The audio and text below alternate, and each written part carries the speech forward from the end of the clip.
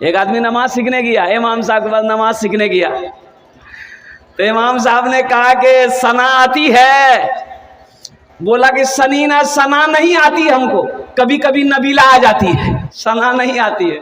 उसको पते नहीं कि सना क्या है। एक मस्जिद में इमाम साहब गए रहने के लिए, क्या मुसाफिर आदमी थे, सफर कर रहे थे।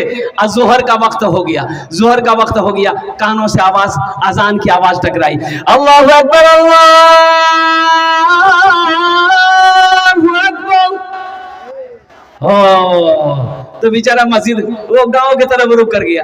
अब गांव में पहुंचा तो देखा कि भाई ये की आदमी है और कोई नमाजी है ये नहीं है। बड़ा अफसोस हुआ, देखा कि मस्जिद में गर्द गुबार भी बहुत ज्यादा सारी चीजें लगी हुई है। तो पूछा कि भाई और लोग नमाजी? तो बोला कि भाई हम भी मुसाफिर आदमी हैं, अभी जोहर का टाइम था, हम इधर से गुजर रहे थे तो सोचे कि थोड़ा सा नमाज पढ़ लें, तो आए यहाँ कोई नहीं था, तो मस्जिद में झाड़ू दिए हैं, हम अजान दिए हैं, आपका घर? बोला हम भी मुसाफिर आदमी हैं। वो एक मुसाफिर नमाज पढ़ के तो चला गया, दूसरा मुसाफिर बोला कि नहीं, इस बस्ती में हमको दावत का काम करना होगा। किसका काम करना होगा? दावत का काम करना होगा। तो नमाज जोहर पढ़ने के बाद ना वो बस्ती में हर घर में घूमा, सबसे मुलाकात किया। कुछ लोग थे, कुछ लोग गांव वो खेत में थे, मुलाकात नहीं हो पाई। तो रात ठहर गया, रात ठहरा, तमाम बस्ती वाले को मस्जिद में बुलाया कि भाई ये बताओ तुम्हारी गांव में ये मस्जिद है, तुम लोग नमाज क्यों नहीं पढ़ते? तो लोगों ने कहा कि मौलवी साहब हम 4-5 टाइम नीचे। क्या बोला? अरे बोलो भाई, हमारे पास टाइम नीचे, हमारे पास टाइम नहीं है नमाज पढ़ने का। ऐसा कीजिए इमाम साहब, आप बहुत अच्छा आदमी हैं, आप हमारे यहाँ इमामत कीजिए, आप रह जाइए। ये मुसाफिर समझा के मेरे रहने से कुछ लोग अगर नमाजी हो जाए तो बहुत अच्छा रहेगा, ये मेरी कुर्बानी रहेगी। वो बेचारा रह गया, मोहल्ले वालों ने तनख्वाह तय कर दिया कि 5,000 टका 7,000 टका हमरा आपका इंतजाम कर देंगे, आप यहाँ पर रहिए, 5 टाइम का अजान दिए, 5 टाइम नमाज पढ़िए। बहुत अच्छा। इमाम साहब रह गए, अजान अकेले दे रहे हैं, नमाजी है को नहीं। 2-3 दिन हो गया तो बड़ा परेशान हो गए कि भाई अल्लाह के बारगाह में मुझसे सवाल होगा तो हम क्या जवाब देंगे, ये तो फ़ायदा क्या, मेरे रहने से कोई फ़ायदा नहीं है। तो तमाम बस्ती वाले को फिर जमा किया, बोला कि भाई आज़ान होती है, तुम लोग नमाज पढ़ने नहीं आते हो, ये अफसोस का मकाम है, फिर ऐसी हालत में तुम्हारी मस्जिद में हम नहीं रहेंगे। क्या बोला? हम? अरे भाई बोलो भाई, हम नहीं रहेंगे। तो उसी में से एक आदमी बोला कि हजरत देखिए आप चले जाइएगा ना, कोई दिक्कत नहीं, चले जाइए। एक सरदार जी हमारे बस्ती के, उसको नमाज सिखा दीजिए, उसको नमाज सिखा दीजिएगा, वो पूरे बस्ती वाला को नमाज सिखा देगा। बोला बहुत अच्छा। तो सरदार जी जो थे, मुखिया जी कहिए, सरदार जी कहिए, प्रधान कहिए, वो प्रधान बोला कि हाँ मौलवी साहब आप हमको नमाज सिखा दीजिए, हम पूरे बस्ती वाले को लट्ठी लेकर नमाज सिखा देंगे। बोला ठीक है, कब से सीखिएगा? बोला कल से सुबह आ जाइए मेरे घर पर, हम नमाज सीखने के लिए तैयार रहेंगे। गांव देहात का आदमी नहा धो करके एकदम फ्रेश होके अंगन उंगन दरवाजा नीप पोत करके एकदम बराबर कर। इमाम साहब आए, इमाम साहब ने कहा कि देखो भाई ये कायदा है, तुमको हम पढ़ाएंगे, हम जैसे बोलेंगे वैसे बोलना। बोला बहुत अच्छा, बोलिए। तो इमाम साहब बोले पढ़ो बिस्मिल्लाहिर्रहमानिर्रहीम, तो वो भी बोला पढ़ो बिस्मिल्लाहिर्रहमानिर्रहीम। तो इमाम साहब ने बोला कि देखो बदतमीजी मत करो, तो भी कहता देखो बदतमीजी मत करो। इमाम साहब ने कहा कि देखो हम तुमको पहले ही समझा दिए थे, तो भी बोलता कि देखो हम तुमको पहले ही समझा दिए थे। तो इमाम साहब को गुस्सा आ गया, एक तमाचा मारा, लगा दिया उसको, और उसको एक तमाचा लगाया, वो 2 तमाचा इमाम साहब को लगा दिया। अब तो इमाम साहब का पारा चढ़ा, पकड़ा गर्दन, वो भी पकड़ा गर्दन इमाम साहब का। कभी इमाम साहब नीचे वो ऊपर, कभी वो नीचे इमाम साहब ऊपर। उसकी बीवी जो नमाज सीख रहा था प्रधान साहब का, उसकी बीवी आंगन से झांक कर देख रही, बोले या अल्लाह हम नहीं समझे थे कि नमाज इतनी बड़ी होती है, नहीं तो दरवाजा बड़ा करके रखते हम। तो लोग आए, कुछ लोग आए, नमाज छोड़ा दे उन लोगों का, भाई छोड़ा दो भाई, दोनों लड़ाई लड़ रहे हैं, छोड़ाओ उनको। उनकी भी बोली मत छोड़ाओ, इमाम साहब नमाज सिखा रहे। बोले अल्लाह की बंदी, नमाज नीचे लड़ाई हो जाए, छोड़ा दोनों के, छोड़ा दोनों को छोड़ाया। तो जो नमाज सीख रहा था प्रधान साहब, वो बोला कि हजरत आप हमको पहले नहीं बताए कि नमाज इतनी बड़ी होती है, हमने लुंगी पहन के नहीं आती, हम लंगोटा पहन के आते। सोचो मुसलमानों, अफसोस का मकाम है कि नहीं है? आज वही हालत हमारा है कि हम मुसलमान तो हैं, दुआए कुनूत हमें याद नहीं। कलकत्ते में एक निकाह पढ़ाने गए, लड़का का नाम लिख लिए, अब लड़की का नाम लिखना था तो हमने कहा भाई लड़की का नाम बोलो, तो एक लड़का बोला लिखिए, हम बोलो बोलो, चुप हो गया। उसके बगल में एक नौजवान था, उसको बोला भाया ती ही बोले दे, मोकला जवाब। तो दूसरा नौजवान बोला कि हजरत लिखिए, हम बोले बोलो, वो भी चुप हो गया। वो तीसरे को बोला तुम भी बोलो, हमको भी शर्म आ रही। तो तीसरा बोला कि हजरत लिखिए, हम बोले अल्लाह का बंदा बोलेगा भी कि खाली लिखिए लिखिए बोला, अबे नाम बोलना, लड़की का नाम क्या है? वो भी चुप हो गया। एक दादा मियाँ थे, बूढ़े मियाँ, वो बोले कि हजरत काहे गुस्सा रहे हैं, लिखिए, हम बोल रहे हैं लड़की का नाम। हम बोले आप बोलिए, बोलिए लिखिए, लड़की का नाम है घोड़ी बेगम। हम बोले घोड़ी बेगम, ये घोड़ा घोड़ी की निकाह पढ़ाने आए हैं? अल्लाह के रसूल ने इरशाद फरमाया, बच्चे का ये हक है माँ बाप के ऊपर में ये कि जब बच्चा पैदा हो तो सबसे पहले उसके दाहिने कान में अजान दो, बाएं कान में तकबीर पुकारो, ये बच्चे का हक है माँ बाप के ऊपर में। फिर बच्चे का लगे हाथ अच्छा नाम रखो। कौन अच्छा नाम? अच्छा नाम कौन सा नाम? बबलू बोलो। एक 13-14 साल का लड़का मेरा पैर दबा रहा था, एक जलसे में गया था, बड़ा खुश हो गया। तो मैंने कहा बेटा तोर नाम की रे? बोला नहीं बोलू, मुगलाज लगो। हमने कहा कि पहला आदमी तुम होगा जो नाम बताने में लजा रहा है। नाम बोल ले रे, की नाम जो रे? बोले मोर नाम छे फटकान। बोले फटकान, ये कौन नाम छे रे? के रखियाल को रे? बोले मोर दादो रखियाल की। तो तोर दादोर नाम की चुन ले? बोले मोर दादोर नाम रहे लटकान। बोले ठीक है, ती फटकते रहो, वो लटकते रहे। ये कोई नाम है? ये नाम है। इसलिए मेरी माँ बहनों, अपने बच्चों के अच्छे नाम रखो। अच्छा नाम कौन सा होगा? जिसको मेरा अल्लाह अच्छा कहा है, जिसको मेरे रसूल ने अच्छा कहा है, वो अच्छा नाम है। हमारे कहने से अच्छा नहीं होगा। अच्छे नाम रखो, ये बच्चे का हक है आपके ऊपर में। नहीं तो अगर बच्चे का हक अदा नहीं किए तो कल कयामत के दिन ये बच्चा गरेबान पकड़ेगा अल्लाह की बारगाह में। किसी के हक को अगर किसी ने दुनिया में मारा है, वो अल्लाह का मुजरिम है। इसलिए मेरे नौजवानों, जब घर के अंदर में बच्चा पैदा होना, बेटा हो चाहे बेटी हो, कुछ लोग तो बेटी को नहीं समझ आते, बीवी को बच्चा होने वाला है। एक नौजवान ने देखा कि बीवी को डिलीवरी है, तो हॉस्पिटल जा रहा था, बोला हजरत बस दुआ कर दीजिए, दुआ कर दीजिए हजरत, कस के दुआ कर दीजिए, बस मुन्ना हो जाए। हमने कहा अल्लाह का बंदा, मुन्ना हो जाए, मुन्नी हो जाए, औलाद तो औलाद है। बोला नहीं नहीं नहीं, मुन्ना हो जाए, जब दुआ कर देंगे। और गया हॉस्पिटल, गया तो वहाँ लड़की पैदा हुई। अब इसको फोन कर रहे तो उठा ही नहीं रहा, फोन कर रहे उठा नहीं रहा। भाई खबर खैरियत लेने के लिए फोन कर रहे थे कि क्या हुआ नहीं हुआ। हो कम से कम 20-25 फोन किए, उसके बाद फोन उठाया। मैंने कहा अल्लाह का बंदा क्या हुआ? बोला हो गई। हमने कहा हुआ है? बोला वही जो नहीं होना चाहिए था वही हुई। बोले बेटी हुई। हमने कहा बे बुधवा, अरे खुल के बोलना, मेरे घर में अल्लाह ने बरकत को पैदा किया है। सुभान अल्लाह, बोला था माशाअल्लाह। मेरे घर में अल्लाह ने बरकत को पैदा किया है। एक बात याद रखो, बेटा सिर्फ नेमत है। बेटा सिर्फ, अरे बोलो भाई, बेटा सिर्फ नेमत है। बेटा सिर्फ अल्लाह की तरफ से नेमत है। और बेटी जानते हो, बेटी नेमत भी है, बेटी बरकत भी है, बेटी रहमत भी है। बेटी बरकत भी है, बरकत बेटी नेमत भी है, बेटी रहमत भी है। और सुनो, बेटे की शादी में जन्नत की बशारत नहीं है, बेटी की शादी करा दो, अल्लाह तुम्हें जन्नत के अंदर में दाखिल कर देगा।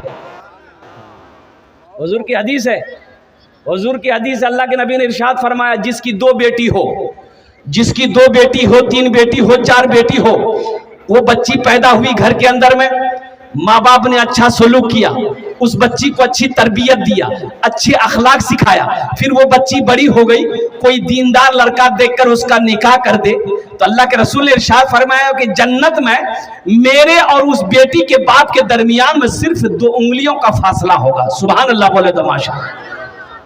तो बशारत है कि नहीं है? अरे जन्नत की बशारत है कि नहीं है? बेटे के शादी में नहीं है, बेटे का निकाह में नहीं है। कुर्बान जाओ मौजूद सामईन किराम, तो इंशाअल्लाह बेटियों से मोहब्बत करेंगे इंशाअल्लाह। कितने लोग तैयार? हाथ उठाओ इंशाअल्लाह। अल्हम्दुलिल्लाह। बेटी पैदा हो जाए तो मिठाई बांटना है, खुशी में मिठाई बांटना है, लोगों को खाना खिलाना है कि मेरे घर में अल्लाह ने बरकत भी भेजा है, रहमत भी भेजा है, नेमत भी भेजा है। हाँ, रही बात यह है कि कुछ लोग लेकिन बेटे की पैदाइश में ज्यादा, समझ ही रहे होंगे, ज्यादा खुश हो जाते हैं।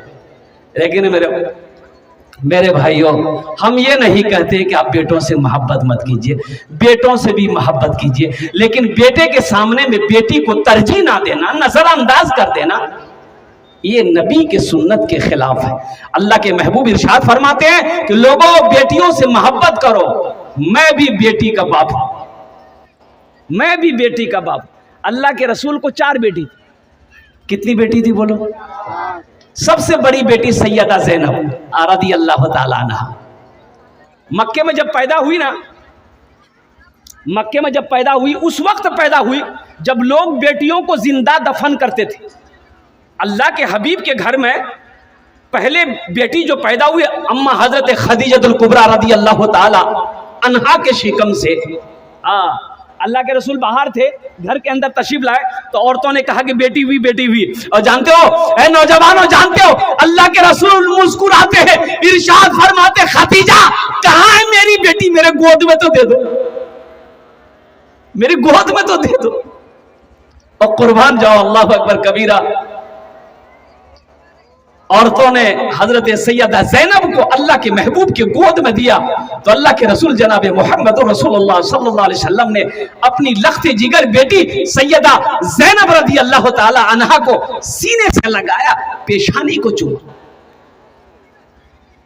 बेटियों से मोहब्बत करो, इस नीयत से करो कि मेरे नबी की सुन्नत है। जानते हैं हजरत फातिमा ज़हरा रज़ी अल्लाह ताला अन्हा अल्लाह के रसूल की सबसे चहीती बेटी, सबसे छोटी बेटी थी। 4 बेटी है। सैयदा ज़ैनब कितनी हुई बोलो भाई? सैयदा रुक़ैया कितनी हुई? सैयदा उम्मे कुलसूम, सैयदा फातिमा सबसे छोटी बेटी है। जानते हैं शादी जब हो गई, हजरत फातिमा जब अल्लाह के रसूल के घर पे जाते, पास पास ही घर था, ज्यादा दूरी पे घर नहीं थी मदीने में, पास पास में। घर क्या था? घर क्या था? वो मिट्टी की दीवारें थी, ऊपर खजूर के टहनी के छत थे।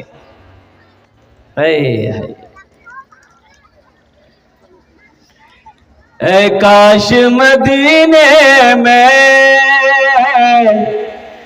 एक अपना भी घर होता, ऐ काश मदीने में एक अपना भी घर होता, ऐ काश मदीने में एक अपना भी घर होता, सरकार के कदमों में हर लम्हा बसर होता, सरकार के कदमों में हर लम्हा बसर होता। घर क्या था? मिट्टी का घर था, दीवारें मिट्टी की थी, छोटा छोटा घर। यानी यूं समझ लिए कि एक आदमी बैठकर खड़ा हो जाए तो वो छत जो है ना सर में लग जाए। छोटी छोटी दीवारें थी, खजूर के टहनी ऊपर में थे। तो सैयदा फातिमा तो ज़हरा रज़ी अल्लाह ताला अन्हा अल्लाह के रसूल की सबसे छोटी बेटी अपने घर जब आती थी ना अपने अब्बा से मिलने के लिए, और कुर्बान जाइए, तो अल्लाह के रसूल सल्लल्लाहु अलैहि वसल्लम देखते कि फातिमा आ रही है तो इस्तकबाल के लिए खड़े हो जाते थे। सुभान अल्लाह बोलो तो माशाअल्लाह। बात समझ में आ रही है ना भाई? बोलो बात समझ में आ रही है ना? इस्तकबाल के लिए खड़े हो जाते और सिर्फ खड़े नहीं रहते, चंद कदम आगे बढ़ते, फातिमा के हाथों को पकड़ते, पेशानी पे बोसा देते, हाथ पकड़ कर लाकर सबसे पहले फातिमा को बिठाते, फिर खुद अल्लाह के रसूल बैठते। ये बताना मकसूद हम लोगों को था, हम गुनहगारों को था। आज तो ये आलम है कि हमारी बेटी ससुराल से अगर आ जाए, क्या नॉल होती, ये तो 15 दिन आगुती की आई थी, फिर क्या नाल होती, फिर क्या नॉल हो। भाई कहते अपनी बहन को, कहा है आई अभी इतना जल्दी उस बार की कम था, तो मन में लगाओ जाओ। सोचो तो सही, अल्लाह के रसूल जनाब मोहम्मद रसूलुल्लाह सल्लल्लाहु अलैहि वसल्लम की सुन्नत समझकर अपनी बेटियों से मोहब्बत करो। इंशाअल्लाह सारे लोग हाथ उठाओगे, इंशाअल्लाह अपनी बेटियों से मोहब्बत करेंगे इंशाअल्लाह। ये देखिए बच्चा लोग भी हाथ उठा दिया है, अभी तुम्हारे में बहुत टाइम है। हाँ तो अभी जवान होगा, शादी करेगा तब भी जाएगा। हाँ, लेकिन बच्चों का हौसला है, यही तो बच्चे कल होकर के दीन का सिपाही बनेगा, मर्द मुजाहिद बनेगा, ओह वक्त का नमाजी बनेगा। और मैं दुआ करता हूँ अल्लाह खाने काबा का हाजी बना दे। और एक हवाले से, और तो हमारी माँ बहनें यहाँ पर बहुत सारी आई हैं, बीवी से मोहब्बत करो, ये नबी की सुन्नत है, नबी की। और अल्लाह के रसूल ने इरशाद फरमाया, जो मेरी एक मुर्दा सुन्नत को जिंदा करेगा अल्लाह उसे 100 शहीदों का सवाब अता फरमाएगा। जुमा में हजरत तकरीर कर रहे थे मस्जिद में कि लोगों कभी कभी बीवी की तारीफ कर दिया करो, सवाब है। एक नौजवान तकरीर सुना, नमाज पढ़ के घर आया, बोला कि मुन्नार माँ खाना ने उस बीवी खाना ला के दी, ये बैठा, एक लुकमा खाया बोला सुबहान अल्लाह, दूसरा लुकमा खाया बोला अल्हम्दुलिल्लाह, तीसरा लुकमा खाया बोला कि माशाअल्लाह, चौथा लुकमा खाया बोला मुन्नार माँ की खाना बना लो। जी तो चाहता कि पलट समेत खा ले। इसकी बीवी सुनती रही। ली बेलना, बेलना जाने ना, अरे बेलना जानते हैं कि नहीं, जिससे रोटी बेलते हैं। ली बेलना आई, मारी पीछे से सर में खटा, बोले बाहे क्या मान लो। वो उसकी बीवी बोली कि मोर शादी 20 साल है गई है, आज तक मोर तारीफ नहीं कर लो। आज पड़ोसी के यहाँ से दाल लेकर चले आए हैं तो तुम्हारी तारीफ नहीं थक रही है, इतना बेलना मारेंगे सर का बाले उड़ा देंगे। कभी बीवी की तारीफ कर दिया करो, ये नबी की सुन्नत है। मुअज़्ज़ज़ सामीन किराम, अल्लाह के महबूब ने इरशाद फरमाया, तुम में सबसे अच्छा वो है जो अपनी बीवी के साथ अच्छा सलूक करता हो। इसलिए मुसलमानों सबसे अच्छा बनो। सबसे अच्छा कैसे बनोगे? जब बीवी के साथ अच्छा सलूक करोगे। इसलिए कि वो सिर्फ बीवी नहीं। और एक बात, ए बाबू बैठो, बहुत बेचैन है। ए बाबू बैठाओ भाई, उसको पूछो लगा है क्या? लग जाओगे लग रही है तो वो से जाओगा नहीं, वो से जाओ, बैठ जाओ बेटा, बैठ जा बैठ। और माशाल्लाह।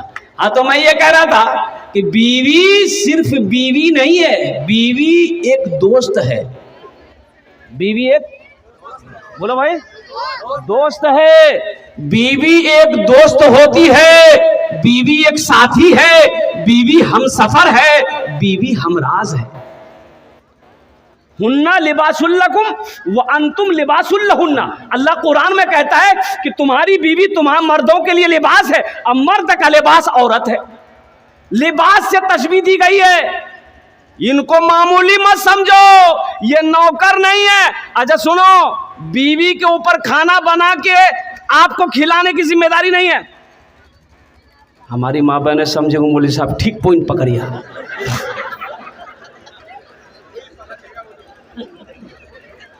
अब भाई बात सही है। देखिए, औरतों के जिम्मा नहीं है कि खाना बना के आपको खिलाएगी, आपका मैला कपड़ा धोएगी, आपका पैर दबाएगी, नहीं, वो जिम्मा उसका नहीं है। सुनो कैसे नहीं है, हवाला दे रहा हूं मैं, ऐसी वैसी बात नहीं बोल रहा हूं। लेकिन मेरी माँ बहनों सुनो, आप भी क्या कहते हैं कि कान खोलकर सुनो। आप निकाह पढ़ते हैं भाई, निकाह पढ़ते हैं ना। निकाह क्या पढ़ते हैं कि फला की लड़की देन महर 50,000 अलावा नान नफका के अलावा नान नफका के तुम्हारी ज़ौजियत में दी जाती है, क्या तुमने कबूल किया? बुधवा बोलता मो कबूल जे। नान नफका के, नान मने रोटी, नान मने रोटी, नफका मने कपड़ा। तो कपड़ा जिम्मेदारी तोड़ छे, कपड़ा धोर जिम्मेदारी, कपड़े की जिम्मेदारी आपकी है, बनाओ सिंगार का सामान देने की जिम्मेदारी आपकी है, रोटी खिलाने की जिम्मेदारी आपकी है। तो रोटी वो बनाएगी कि आप बनाइए?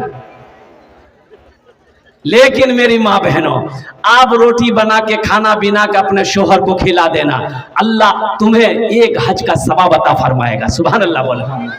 हमारी माँ बहनों, ये तुम्हारा अखलाक है, ये हमारी माँ बहनों का अखलाक है कि वो घर का काम कर दे, आपके बच्चे की परवरिश कर दे, आपके माल की आपकी निगहबानी करे, आपकी खिदमत करे, ये उनका अखलाक है। अब रही सास ससुर की बात, सास ससुर लो ये बहू ठीक नीचे है, ठीक नीचे है, मोर खिदमत नहीं करो है। क्या खिदमत करेगा भाई?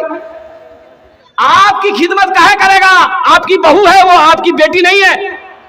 बहू के जिम्मा सास ससुर की खिदमत नहीं है, बेटे के जिम्मा है। माँ बाप की खिदमत करो, जन्नत में घर बनाओ, ये बेटे की जिम्मा है, बहू की जिम्मा नहीं है, चाहे वो मेरी बेटी ही क्यों ना हो। हाँ, अब रही बात यह है, हम हर बेटी को ये मशवरा दे रहे हैं कि सास मिले उनकी खिदमत करो, ससुर मिले उनकी खिदमत करो, अल्लाह तुम्हारा घर जन्नत में बना देगा। अपना अखलाक को जिंदा करो मेरी माँ बहनों, अल्हम्दुलिल्लाह। लेकिन ये जिम्मेदारी लड़के पर पड़ती है, उनके शोहर पर पड़ती है कि वो बाप की खिदमत खुद करे, वो माँ की खिदमत खुद करे, माँ बाप की खिदमत करके जन्नत में घर बनाए। इंशाअल्लाह अमल करेंगे? हाथ उठाओ, इंशाअल्लाह कितने लोग अमल करेंगे? बस ज़हन को हाजिर कीजिए। अल्हम्दुलिल्लाह सुम्मा अल्हम्दुलिल्लाह। मैं पॉइंट पे आने की कोशिश करता हूँ। ये दुनिया फानी है, फना हो जाएगी, मौत आनी है, आकर रहेगी। ना कोई दुनिया में रहा है, ना कोई दुनिया में रहेगा। ये एक बात याद रखना, दुनिया की रीत है, दुनिया की रीत है, आने आने आने, दुनिया माने का एक सिस्टम है, दुनिया माने की एक रीत है, लेकिन दुनिया से जाने की कोई सिस्टम नहीं है, कोई रीत नहीं है। दुनिया माने का सिस्टम यह है कि पहले दादा आता है, फिर बाप आता है, फिर पोता आता है। यही सिस्टम है ना, कि पहले पोता आता है। अरे बोलो भाई, पहले पोता हो सोना की, पहले दादा, फिर बाप, फिर पोता। लेकिन कुर्बान जाओ, दुनिया से जाने का सिस्टम नहीं है। दादा रह जाता है, पोता चला जाता है, नाना रह जाता है, नवासा चला जाता है, बाप रह जाता है, बेटा चला जाता है, माँ रह जाती है, बेटी चली जाती है। तो पता ये चला कि दुनिया माने की रीत है, दुनिया माने का सिस्टम है, डिसिप्लिन है, लेकिन इस दुनिया से जाने का कोई डिसिप्लिन नहीं है, कोई सिस्टम नहीं है। इसलिए मेरे बच्चों, नौजवानों, ये जिंदगी मुख्तसर है, मुख्तसर जिंदगी में आखिरत की तैयारी करो। मौत कब हो जाए कहना मुश्किल है, मौत कब हो जाए कहना मुश्किल है। 4 व्हीलर 4 चक्का से अब कुर्बान जाओ, एक बारात गई, वो लड़का बीवी को शादी करके ला रहा था, नेशनल हाईवे पे। अब बाराती लोग भी रुके, ये दुल्हा दुल्हन की भी गाड़ी रुकी, तो बोला कि बहुत अच्छा है, होटल में कुछ नाश्ता पानी खा लेंगे। तो ये लड़की दुल्हन जो थी, अब नेशनल हाईवे पे, अब दूल्हा इसका हाथ पकड़ा, अब जरूरियात से फारिग होने के लिए रोड के वो पार कर रहा था, वो रोड के उस पार गए, दूल्हा दुल्हन जरूरियात से फारिग हुए, वहां से लौट रहा था, फिर रोड पार करके होटल आना था। अल्लाह अकबर कबीरा, भोर का टाइम था, सुबह का टाइम था। अब वो ध्यान नहीं दिया क्या वो अल्लाह की मछलियां, तो उधर से एक तेज रफ्तार गाड़ी आई, ऐसी टक्कर मारी कि दोनों दूल्हा दुल्हन के पर खिंचे हुए। जिंदगी का कोई भरोसा है? अरे बोलो भाई, भरोसा है?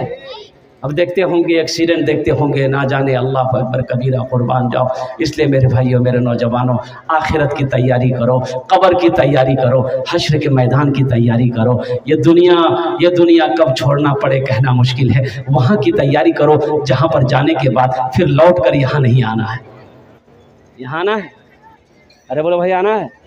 कोई आया? अरे कोई आया? दादा आया, परदादा आया, छरदादा आया, लक्करदादा आया। बोलो, तो हम लोगों की बारी है। अब हम लोगों की बारी है। ये दुनिया मुसाफिर खाना है, तो हमें अल्लाह ने पैदा क्यों किया है? तो आओ अल्लाह के कुरान से पूछते हैं, ये अल्लाह के लारेब किताब, तू बता दे हमें अल्लाह ने पैदा क्यों किया है? क्या खाली बिरयानी खाने के लिए पैदा किया है? तो अल्लाह का कुरान जवाब देता है, वमा खलक़तुल जिन्न वल इंसा इल्ला लियअबुदून, कि मैंने जिन्नात और इंसान को सिर्फ अपनी इबादत के लिए पैदा किया। तो आखिरत की तैयारियों में से एक अमल है जन्नत में घर बनाने का। इंशाअल्लाह कितने लोग बनाएंगे? हाथ उठाओ, मैं इंशाअल्लाह मैं दुआ करूंगा। अल्हम्दुलिल्लाह, वाह भाई वाह, सारे लोग तैयार हैं। तैयारी ये है, ये अल्लाह के रसूल का घर है। एक बात ध्यान रखिएगा, अल्लाह के महबूब जनाब मोहम्मद रसूलुल्लाह सल्लल्लाहु अलैहि वसल्लम का घर, मस्जिद अल्लाह का घर है, मदरसा रसूलुल्लाह का घर है। ये जो मदरसा जहाँ बच्चे बैठकर अल्लाह की कुरान की तिलावत करते हैं, कुर्बान जाओ असातिज़ाए किराम बैठकर उसे अल्लाह के कुरान पढ़ाते हैं, कुर्बान जाओ अल्लाह ताला रहमतों को नुज़ूल करता है। अल्लाह कहता है कि जहाँ पर कुरान पढ़ा जाए अल्लाह रहमतों को नाजिल करता है, और जब रहमतें नाजिल हो तो रहमतें पूरे गांव में फैलती।